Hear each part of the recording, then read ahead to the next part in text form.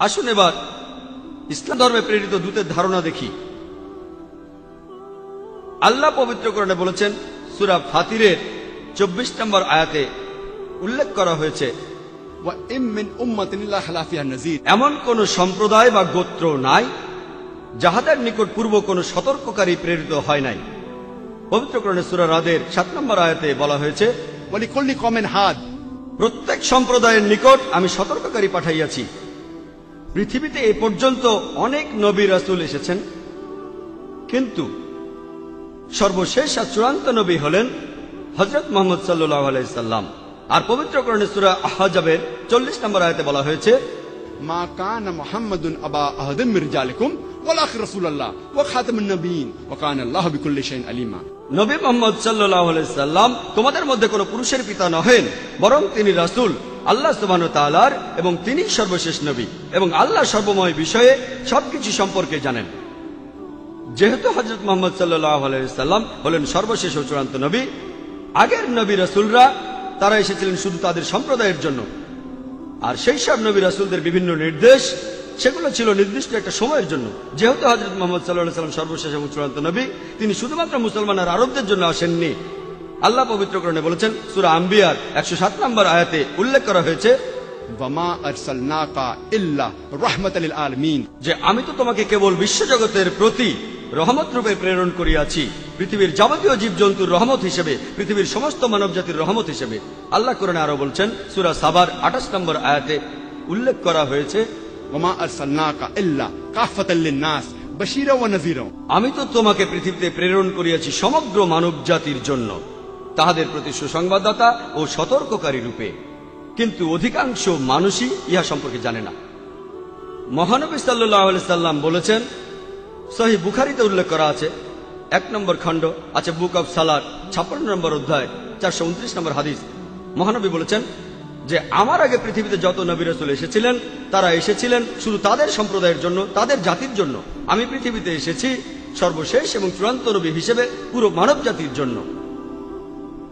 ইসলাম ধর্মে আমরা এটা বিশ্বাস করি না যে সর্বশক্তিমান ঈশ্বর এই পৃথিবীতে মানুষ হিসেবে আসেন।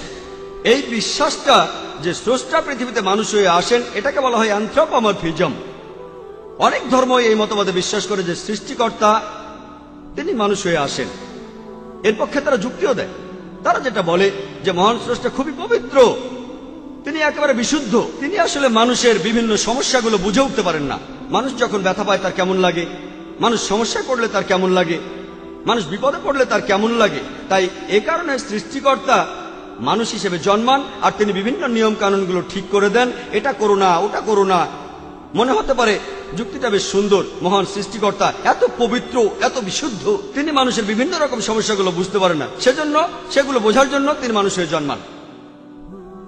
আমি একটা সহজ প্রশ্ন করি, যে ধরেন আমি একটা ভিসিআর তৈরি করলাম, একটা ভিডিও ক্যাসেট রেকর্ডার। এখন এই ভিসিআর এর জন্য কোনটা ভালো আর কোনটা খারাপ সেটা জানতে আমাকে কি ভিসিআর হতে হবে? আমি যদি কোনো ভিসিআর তৈরি করি, যেহেতু আমিই তৈরি করেছি, আমি সৃষ্টি করেছি, এখন এটার জন্য কোনটা ভালো আর কোনটা খারাপ সেটা জানতে আমাকে ভিসিআর হতে হবে না। আমি কি করব? আমি একটা ইনস্ট্রাকশন ম্যানুয়াল লিখব। যদি আপনি ভিডিও ক্যাসেট চালাতে চান, ক্যাসেটটা ভেতরে ঢোকান, তারপর প্লে বাটনে চাপ দেন। যদি বন্ধ করতে চান, স্টপ বাটনে চাপ দেন। যদি ফাস্ট ফরওয়ার্ড চালাতে চান, এফএফ বাটনে চাপ দেন। উপর থেকে নিচে ফেলবেন না, এটা নষ্ট হয়ে যাবে। এটাকে পানিতে ফেলবেন না, নষ্ট হয়ে যাবে। আমি একটা ইনস্ট্রাকশন ম্যানুয়াল লিখবো। ভিসিআর এর জন্য কোনটা ভালো আর কোনটা খারাপ সেটা জানতে আমি ভিসিআর হব না, যদি আমি ভিসিআরটা তৈরি করে থাকি। একইভাবে মহান ঈশ্বর, তিনি মানুষ জাতির সৃষ্টিকর্তা। মানুষের জন্য কোনটা ভালো আর কোনটা খারাপ সেটা জানার জন্য তাকে মানুষ হতে হবে না। তিনি কি করবেন?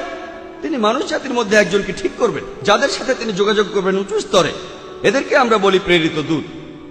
আর তিনি এই ইনস্ট্রাকশন ম্যানুয়াল দিয়ে মানুষ জাতিকে নির্দেশনা দেন। আর আল্লাহর সর্বশেষ আর চূড়ান্ত ইনস্ট্রাকশন ম্যানুয়াল হলো এই পবিত্র কোরআন। আমরা মানুষরা কি করব আর কি করব না সেটা ইনস্ট্রাকশন ম্যানুয়ালেই দেওয়া আছে, অর্থাৎ এই পবিত্র কোরআনে। তাহলে ইসলামের ধারণা আর বেদের ধারণা এখানে পুরোপুরিভাবে এক। সাধারণ হিন্দু বিশ্বাসের সাথে নাও মিলতে পারে যে মহান স্রষ্টা মানুষের রূপ নিয়ে পৃথিবীতে আসেন, কিন্তু বেদে কথা নেই যে সর্বশক্তিমান ঈশ্বর মানুষের রূপ নিয়ে আসেন পৃথিবীতে। এমন কথা আছে যে ঈশ্বর ঋষিদের পাঠিয়েছেন, অনেক লোককে পাঠিয়েছেন যারা ঈশ্বরের অনেক কাছের মানুষ, যাতে করে তারা মানুষ জাতিকে পথ দেখাতে পারে।